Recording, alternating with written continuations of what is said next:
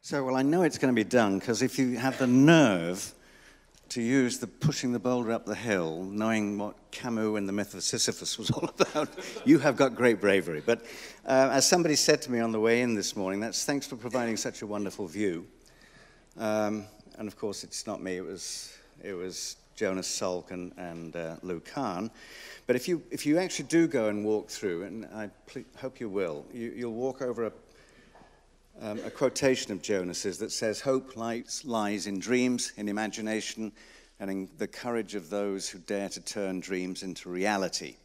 I hope that applies to everybody in this room, but it certainly applies to our keynote, Elaine Fuchs, who's renowned for her work on skin diseases, and has led to the modernization of dermatology, as they often say. She is the Lancefield Professor of Mammalian Cell Biology and Development at Howard Hughes.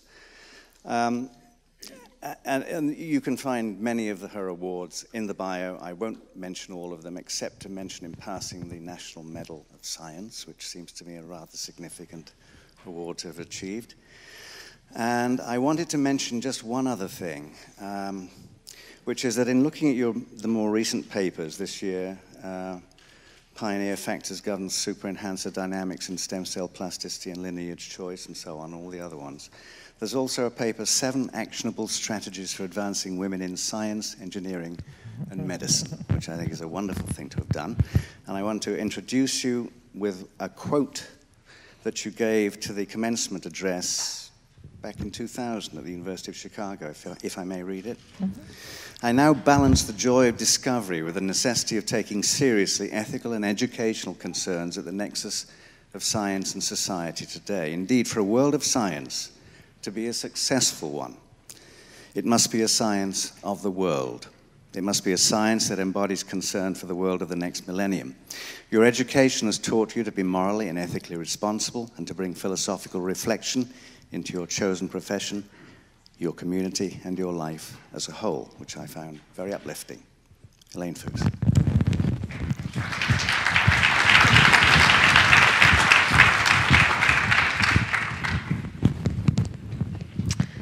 So first of all, I'd just like to thank Larry and the people involved for this kind invitation to deliver this lecture this morning.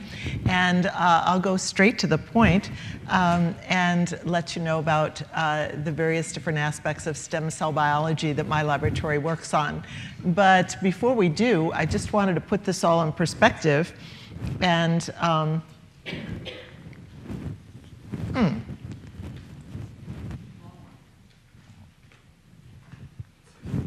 all right.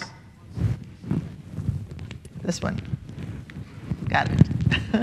And start us off with the relatively short history of stem cell biology as we know it today, because really it was not until the late 1800s that people even began to use the word stem cells, back then to refer to fertilized egg from which all the cells of our body come from.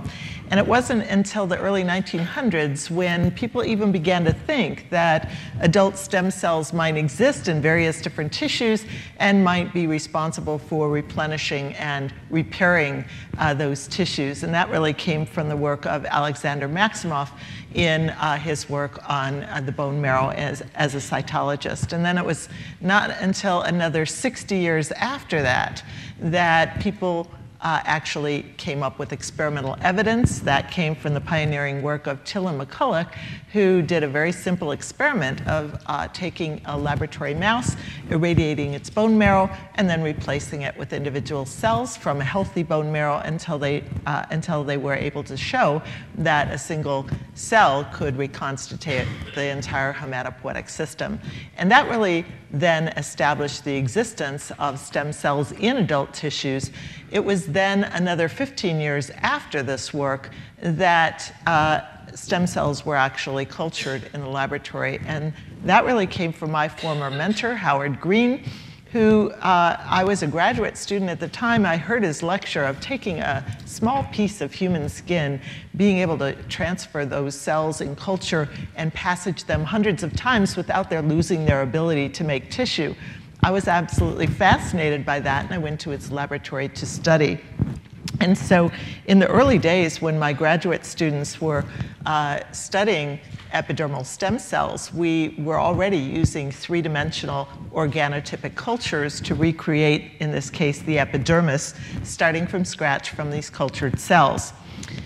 Howard Green went on to develop this methodology for the treatment of burn patients, where taking a small piece of the patient's good skin, expanding and making sheets of epidermis in culture, then allowed him to graft it onto the patient's burned skin. So we've got a more than 30-year success of the use of stem cells in a clinical setting.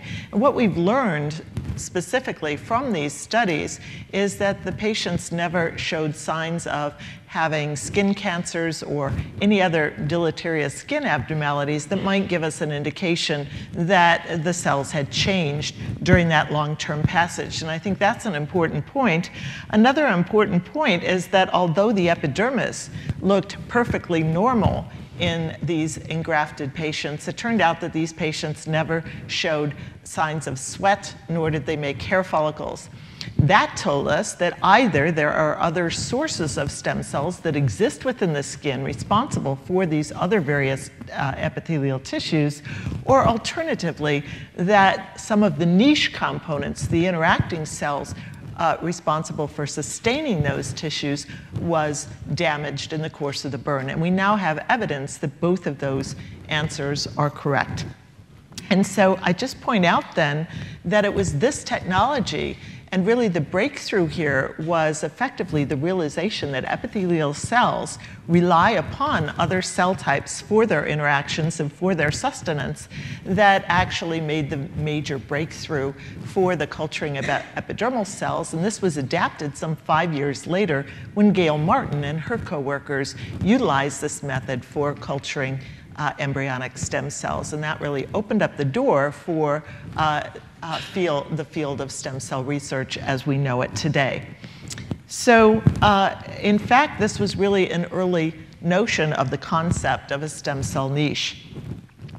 So I just point out one additional example by another one of Howard Green's postdocs, who developed the methodology of culturing corneal stem cells in a clinical setting, and in this case, taking a case where a patient had an industrial burn in one eye, blinded that eye, and then utilized corneal stem cells from the good eye, passaged those cells in culture, and then used it in regenerative medicine. So the blind eye before therapy and the blind eye after therapy. And in fact, some 5 years ago, there was a 10-year study done on 100 patients whose blindness was corrected in this way.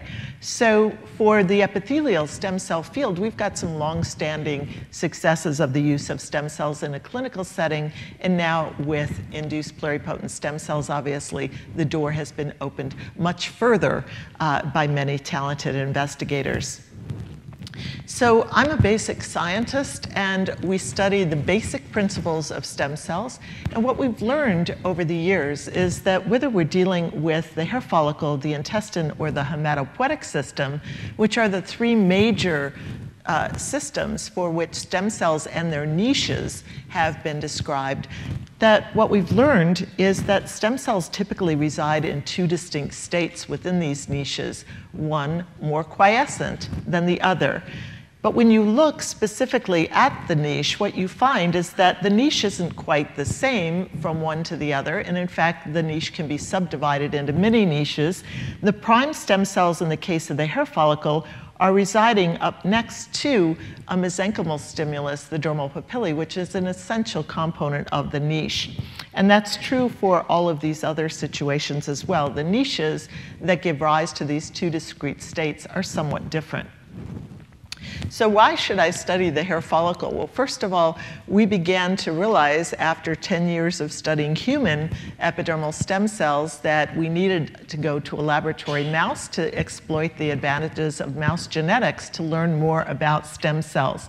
In so doing, the laboratory mouse basically spends most of its time making hair, not epidermis, and that was the first switch. But the second is that in the laboratory mouse, the hair follicle stem cells are undergoing cyclical bouts of activity. They're either all making hair or they're all sitting at rest. And so when you think about the fundamental problems of how stem cells in a tissue go from not making tissue to actively making tissue and then stopping again, then the hair follicle is really the best model system that we have that allows us to tackle that at a molecular level.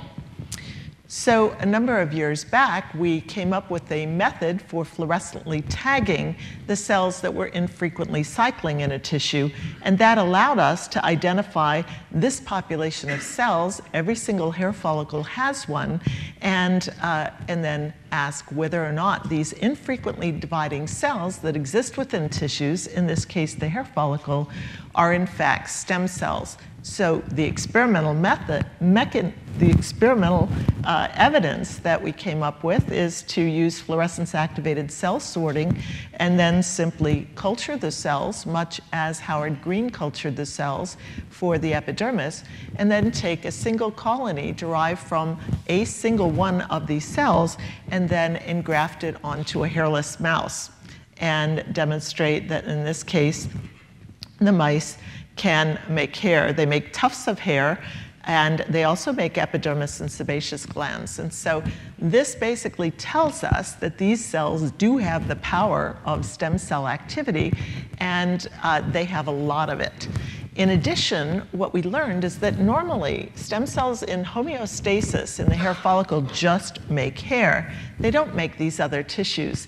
And yet a paradigm emerging in stem cell biology is that these stem cells in various different adult tissues will respond to effectively a 911 call for wound repair.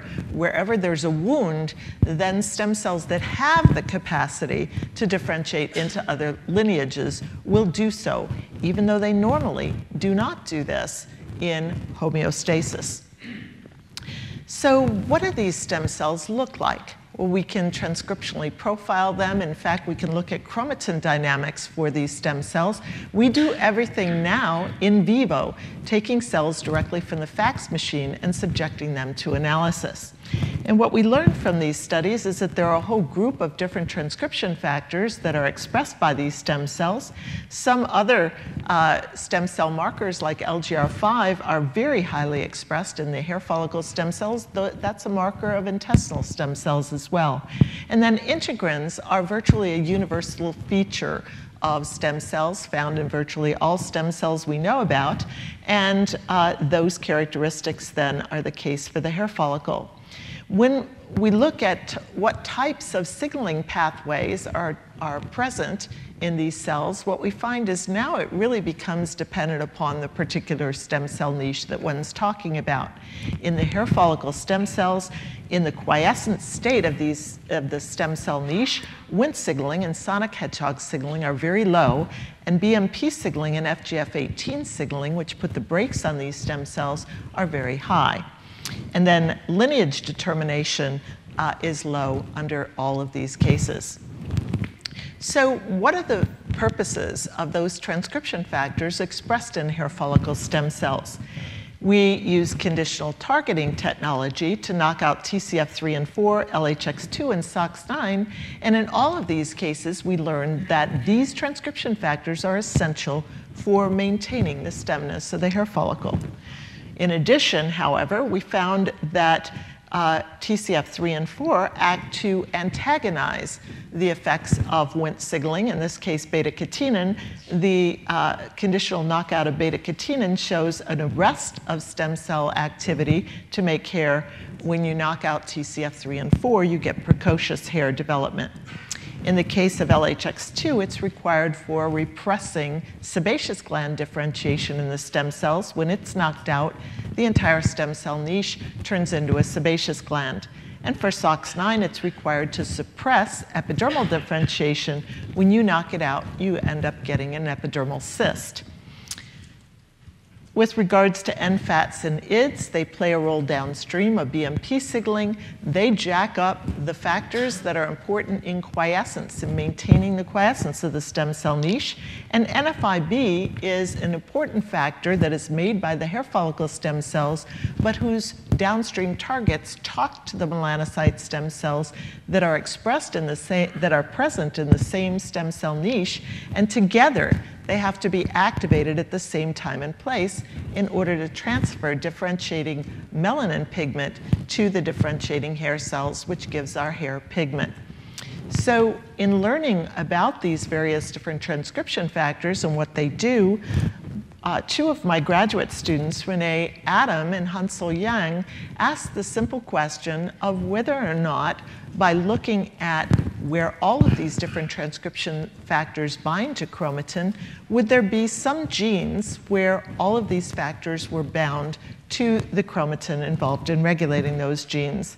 And so they simply took advantage of all of our ChIP-seq analysis that we had been conducting over the years on each of these individual factors, and in addition used several epigenetic marks and found that in fact there are about 380 different genes that have all of these different transcription factors bound, and they're bound to open chromatin domains, which were called super-enhancers by Rick Young and his co-workers. And when you look carefully at these large open chromatin domains, what you see is that all the different transcription factors bind to specific centers. We call them epicenters within these super-enhancers. And when you hone in on one of these epicenters, what you realize is, in fact, very small regions of DNA within a super-enhancer contain the binding sites for all of these different transcription factors. So why would you want to organize chromatin in this way?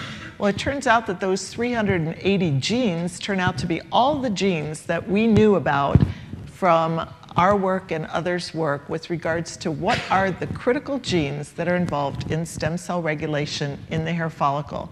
Many different skin disease genes as well were on that list. So this is a rich list. It included the transcription factor genes themselves and all of the other critical genes for stemness. So that was a good thing, and in terms of organizing chromatin in this way, it provides a mini platform for all of these, for sensing the concentration of these different transcription factors, and that makes the expression of these genes exquisitely sensitive to the constellation of transcription factors. So that began to lead us to think that perhaps these little epicenters might in fact carry all of the information necessary to target a particular gene to our favorite stem cell, the hair follicle stem cell. When you look at this constellation of transcription factors, you can probably identify a transcription factor that's present in virtually any of the stem cells that we know about. TCF3, for instance, in embryonic stem cells, TCF4 in intestinal stem cells, and so on and so forth. But the only place where you see all of these different transcription factors expressed at the same place and time is in the hair follicle stem cells.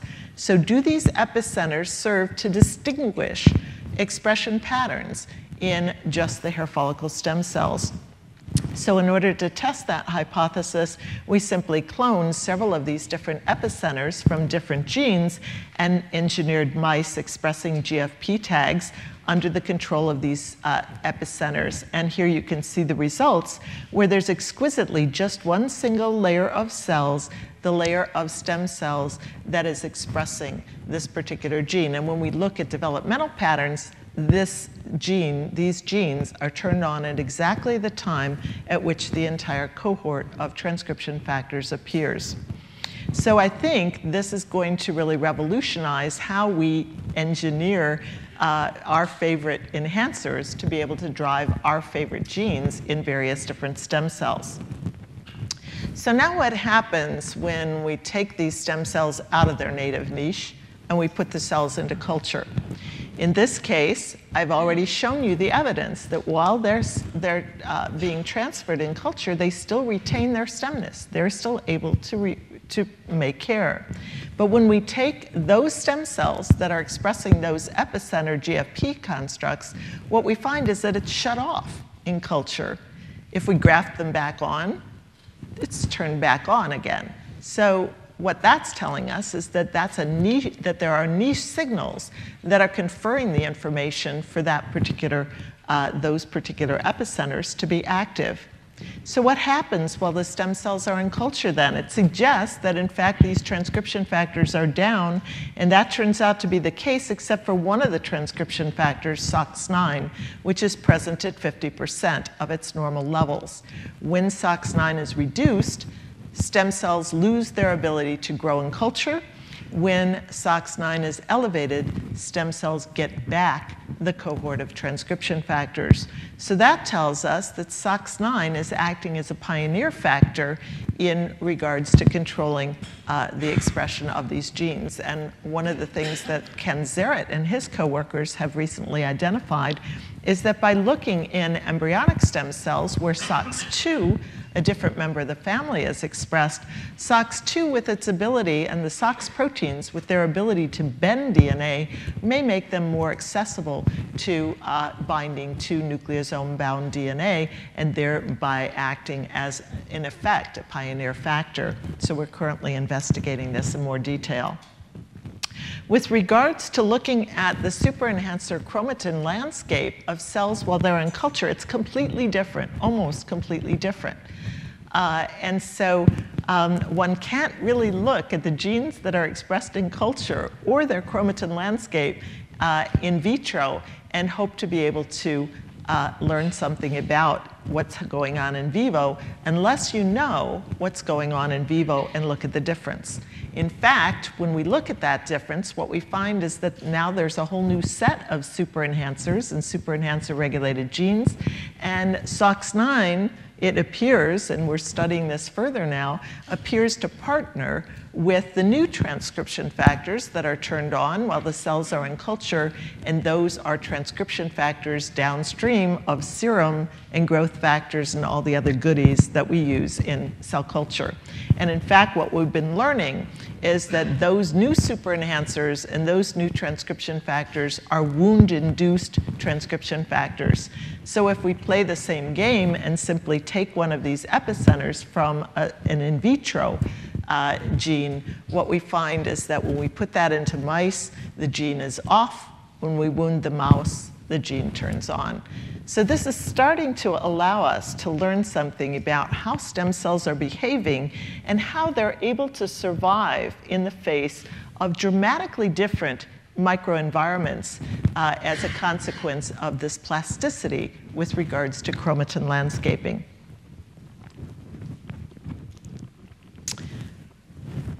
So when to make tissue and when not to make tissue. The stem cell interactions are deciding this. And in the quiescent stem cell niche of the hair follicle, there are inhibitory cues that prevent these stem cells from being mobilized. In order to be able to activate the stem cells and send them into a tissue-generating mode, then these activating cues that are coming from the niche or from the microenvironment have to override those inhibitory cues. That leads to the short-lived progenitors that then go on to differentiate the tissue into tissue cells. And really how often stem cells get activated to make tissue is really something that is stem cell dependent and tissue niche dependent. Every tissue does it differently. So what have we learned over the years from studying the various different signals that are important in activating the hair follicle stem cells? We learned that those prime stem cells during a period of time where they are quiescent, where nothing is going on, no proliferation is happening in the stem cell niche, there is transcriptional crosstalk that exists between the prime stem cells making elevated levels of Wnt and the mesenchymal stem cells making elevated levels of BMP inhibitors, and together that's necessary to tip the balance into the proliferating or tissue-generating mode. But early on, it's only the prime stem cells that respond. They start to produce short-lived progeny, and those short-lived progeny start to produce sonic hedgehog. But when you look at this situation, what you'll realize immediately is that for a while, those early committed progenitor cells are really part of the niche, and they prove to have an important signaling function in the niche where sonic hedgehog signals back to the mesenchymal stem cells to jack up the levels of proactivating signals. And then sonic hedgehog also signals to the quiescent stem cells to cause them to produce the shaft or the sheath that the hair is going to protrude through, and also to replenish or restock the stem cell niche where stem cells have been utilized in the course of hair growth. And so now you can see the self-fulfilling prophecy of what goes on here, because now as the hair follicle grows downward, the transient committed progenitor signal now becomes distanced from the quiescent stem cell niche that was active transiently. Now it returns to quiescence, and that'll happen again until the next hair cycle. So when you think about your favorite stem cells, it's extremely important for those stem cells to be sitting in a tissue, to be mobilized in response to a wound, to know just how much tissue to repair, but then to be silenced down again once the tissue has been repaired. This is how the hair follicle does it, and I think it's going to be interesting to see how other tissues do it. So what happens when we start to overactivate or underactivate these signals? What we've been learning is that whether we elevate the levels of WNTs, of sonic hedgehog signaling, or we inhibit BMP signaling, what we find are mice that are prone to cancers. If we dampen down the natural mechanisms that stem cells use to activate tissue, and we simply engineer mice that are resistant to that process or impede the process, we get mice that are tumor prone, but those mice also turn out to repair their wounds poorly. And so essentially, we can't get rid of these fundamental mechanisms that stem cells use to make tissue, but in fact, it's those mechanisms that cancer hijacks in terms of malignant transformation. So that then led us, and I'll finish talking about this area, really led us to the area of what is the similarity between stem cells that are coming from a cancer, tumor-initiating cells, and those cells that are in normal stem cell niches. And since we know that the hair follicle stem cells are the origins of squamous cell carcinomas, we focused on squamous cell carcinomas. Using the same kinds of methods, only this time challenging individual cell populations to their ability to make cancer as opposed to hair, we purified and characterized the stem cells of squamous cell carcinoma. They have very high levels of integrin activity, higher than integrin activity in normal stem cells. Interestingly, like normal stem cells, they reside at the mesenchymal epithelial interface. But now, in fact, the stroma is completely different. There are inflammatory cells, there are blood vessels, there are altered stroma, an entirely different niche microenvironment than normal stem cells have. And so the surprise to us was that the stem cells are still existing in two discrete states, one more quiescent than the other within the cancer. And so we began to look at what the mechanism for that is, and what we found is that while BMP is not involved in controlling quiescence, TGF-beta is. And TGF-beta has been long implicated both as a tumor suppressor and a promoter. It's been thought to operate linearly in tumors, where early on TGF-beta will cause epithelial cells of all sorts to impede proliferation, acting as a tumor suppressor, and then later on, TGF-beta has been implicated in metastasis. So we knocked out the TGF-beta receptor some years ago, and were able to address the first point, that is, we generated mice that were tumor prone, but we could never address the second point.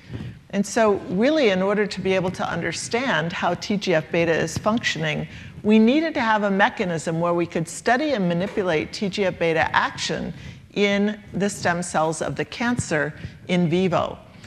And if you appreciate what I've just told you, there's a huge importance of the native niche with regards to how a stem cell behaves. And so if we want to really tackle this problem, we had to come up with a method where we could visualize what was going on in the tumor without manipulating its niche, in this case, whatever its niche was. And so we came up with a method that involved a relatively complex lentivirus, but the rest of the system is straightforward. The lentivirus had several different features to it.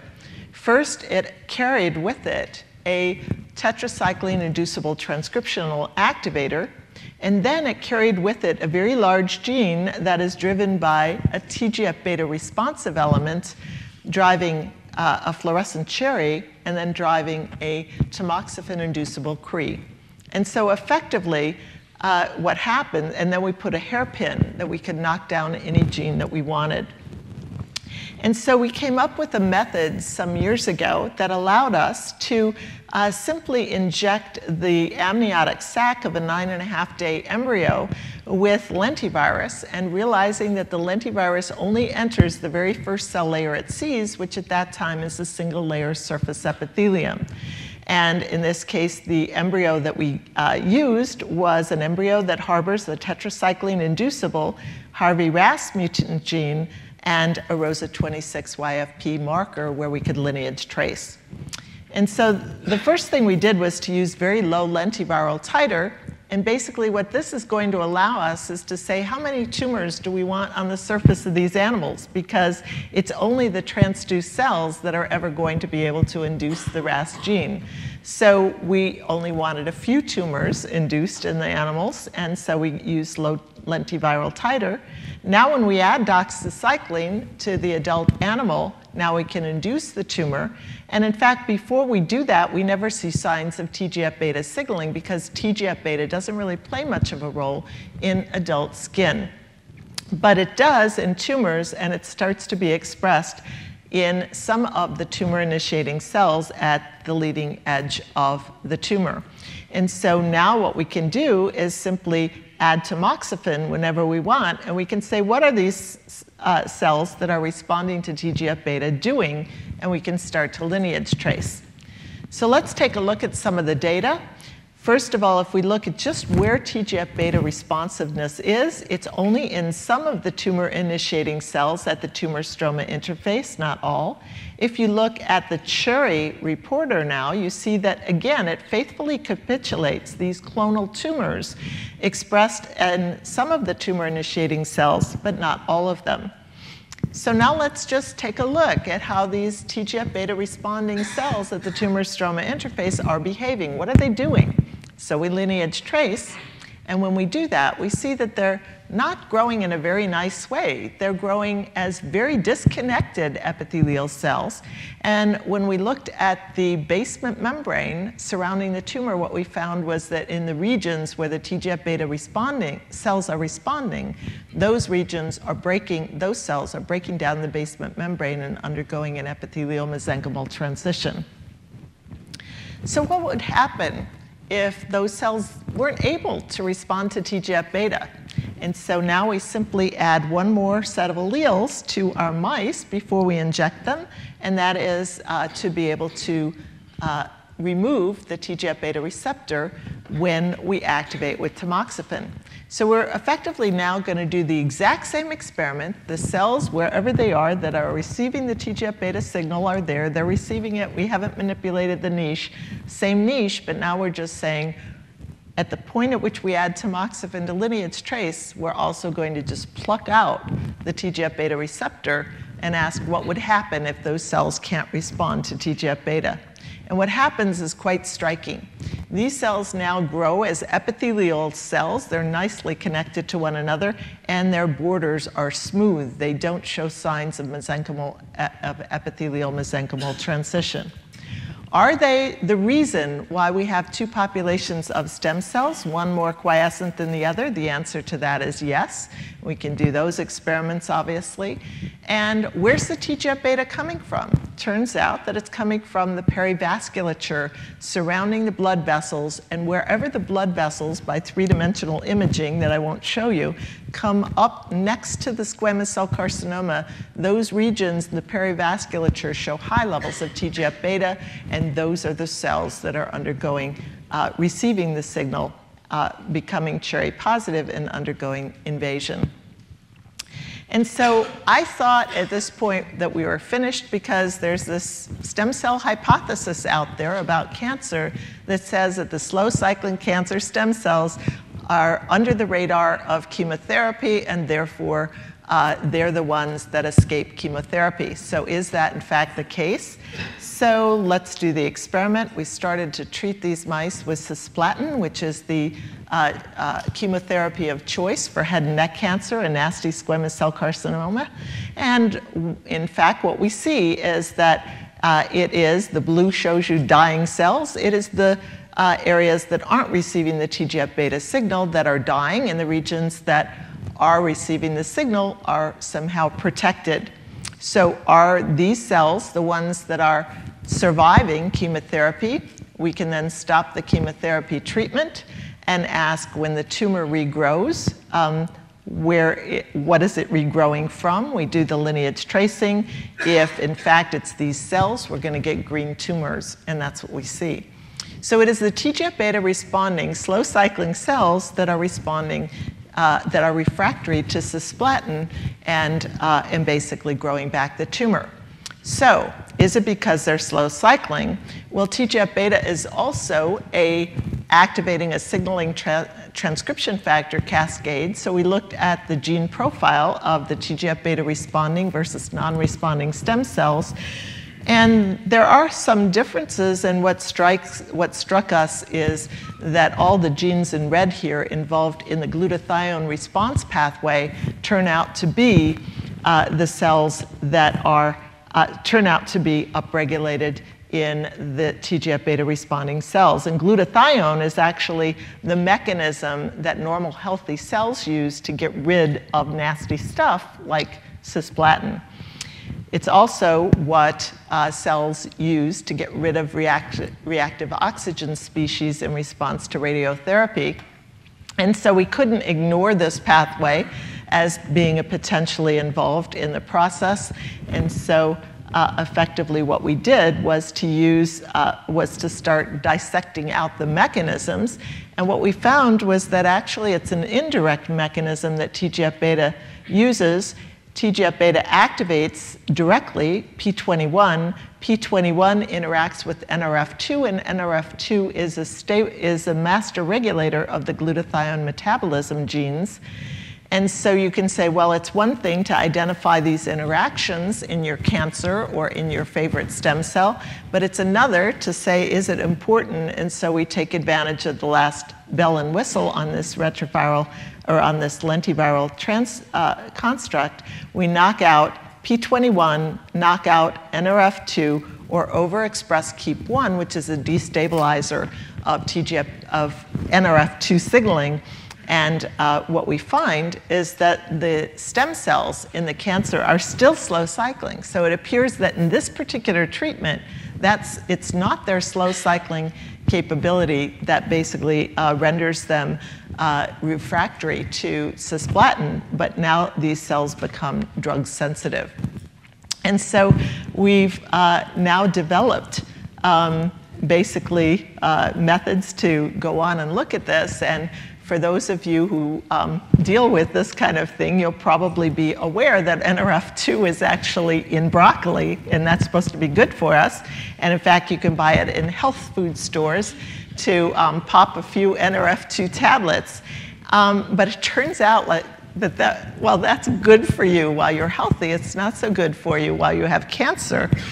And it turns out that for many cancer patients now, doctors are telling their patients not to eat broccoli and not to eat blueberries, and basically to be low on the antioxidants. And we think it might be for the reasons that I've described, because when you look at human patients, it does turn out that high levels of glutathione turn out to correlate with poor prognosis of squamous cell carcinoma patients.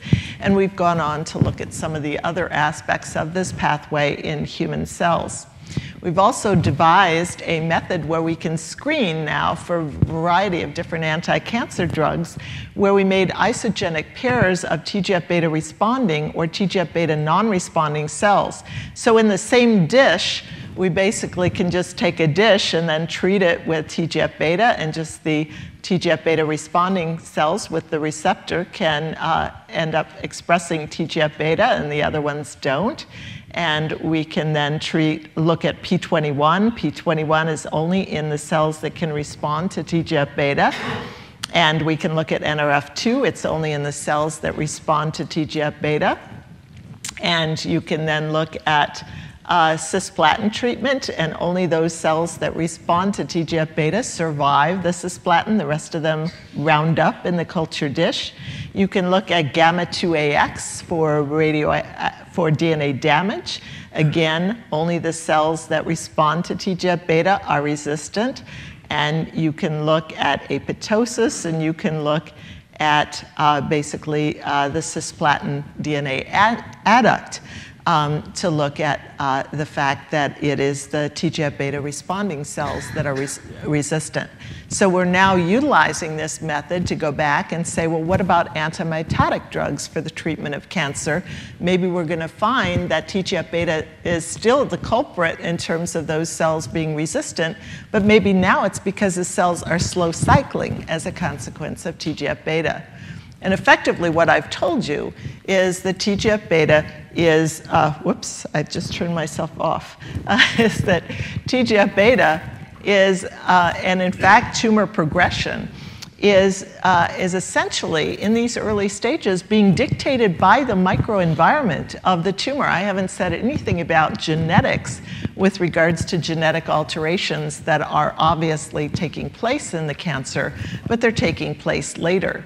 And so in these early stages, what's happening is that over here, where a blood vessel comes up next to the tumor, basically TGF-beta responding cancer stem cells respond to it, break down the basement membrane, and become invasive. They're doing it on a relatively slow cycling basis. And over here, the cells don't have a TGF-beta signal. They're growing like gangbusters, producing a ton of tumor.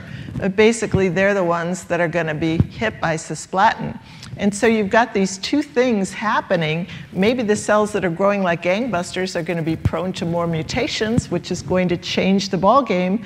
Maybe blood vessels are coming in, coming out, changing the responsiveness in what these cancer cells are doing. And I think that's one of the reasons why cancer development becomes so nasty. So I will finish them. My time is up, but I just wanted to say that we don't want to give the message that genetic heterogeneity is not playing a role. There are literally hundreds of mutations in squamous cell carcinomas and other solid tumors.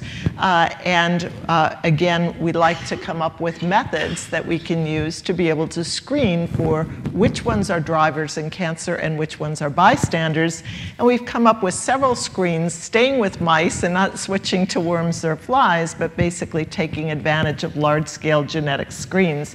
And it is mice, but what we've been able to do is to be able to carry out large-scale tumor suppressor screens to screen through all those various different genes that are mutated in human cancers, as well as to look for oncogenes that are elevated in human cancers. And those studies, we published the early stages of those screens and are now following up on a number of those different cases. So these are the people that are responsible for all the work that I talked about. And I just mentioned Renee Adam again, Hans-Sol Young, the graduate students that did the epigenetics work. Daniel Schromek did a tumor suppressor screen for cancer mutations. And Bobo Baranya, when he was in my laboratory, did a oncogene screen for genes that are promoting cancer in cancerous stem cells, but not in normal stem cells. So with that in mind, and Naoki Oshimori is the postdoc who did the work on the TGF-beta signaling, and he's now transitioning his lab to the University of Oregon Health Sciences Center. So with that in mind, my time is up, and I'll thank you again for the invitation.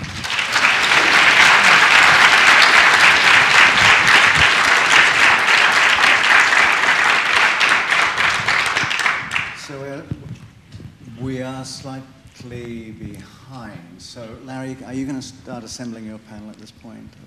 I'll do whatever you tell me. All right.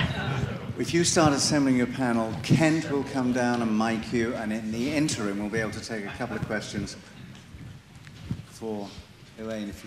All right, so I sort of knew you'd have one. Thank you very much for that incredible presentation, Dr. Fuchs. I was just curious, if you turn off or knock down the TGF-beta receptor in normal cells, do you induce hair growth? Do you? Induce hair growth. No, it turns out that in normal skin, TGF-beta isn't playing much of a role. There it's BMP, and if you knock down BMP receptor signaling, then the stem cells go wild. But in terms of the TGF-beta in the normal growth, that doesn't happen. So it really raises the potential then that you wouldn't, in terms of cancer treatment, there are TGF-beta receptor inhibitors and TGF-beta inhibitors that are on the that are in the market, and there you wouldn't want to treat these kinds of patients with that from the get-go because that would expand the tumor cells.